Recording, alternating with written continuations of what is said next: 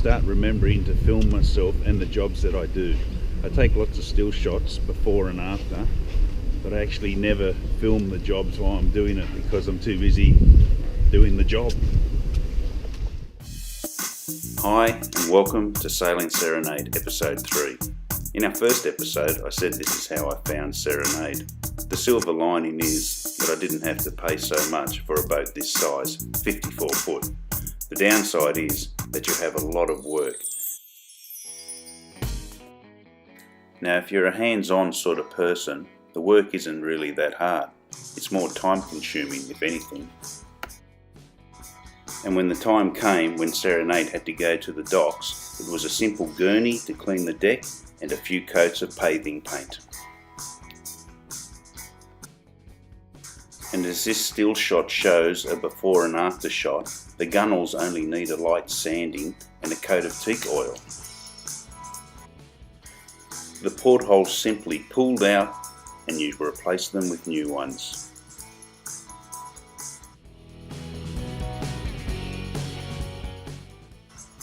I'm not a skilled mechanic, but to save money, I pulled the gearbox out and delivered it to the mechanic's door, and vice versa.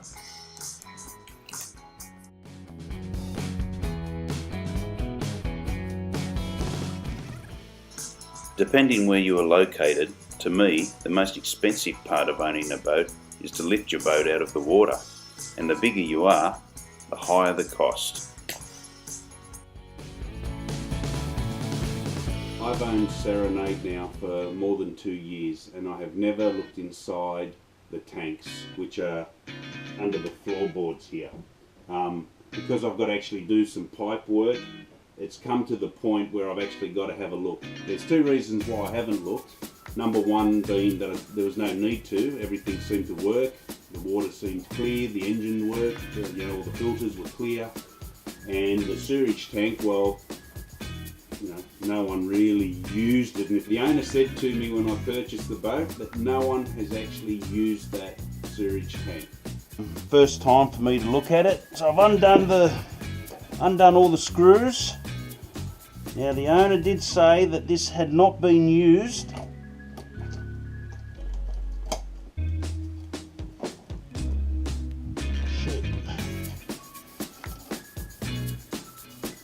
Well, to me, that tank is full.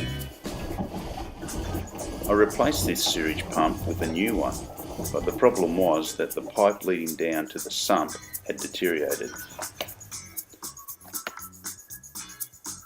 So I had to resort to bailing the sewerage out.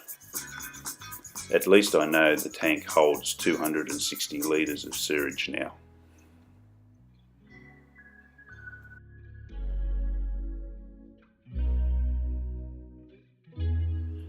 Thankfully, Serenade doesn't always look like this. This is the first time I had a look inside Serenade's water tanks. Thank goodness I had to boil the water for a cup of tea, or I would have been a very sick boy.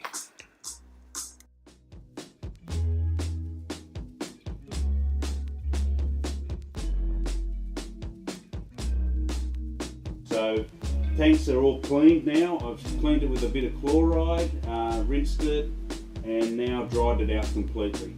When I fill the tanks I'm going to add a solution to it, and that plus the 3 filters that I'm going to include into the waterworks of Serenade should suffice for hygiene and drinking water quality.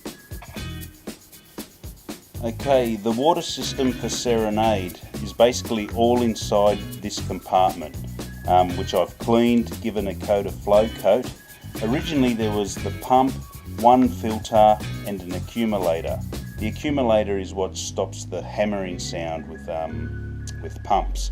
So this is the water system for Serenade completed, with 3 filters. First filter containing a 10 micron filter, then a 5 micron and another 5 micron filter charcoal. As we come inside the compartment here, we've got the accumulator which stops the hammering sound with pumps, and the pump itself, Jebsco pump. So with 3 filters and a water conditioner, you should be able to drink the water from the tap.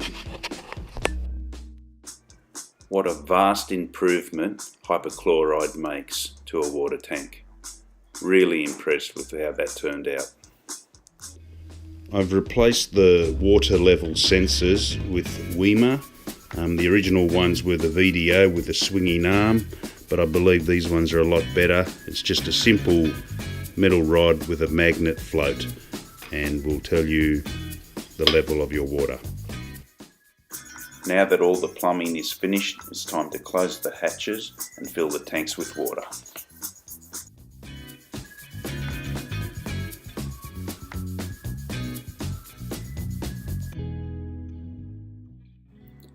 I hope you've enjoyed watching Sailing Serenade Episode 3.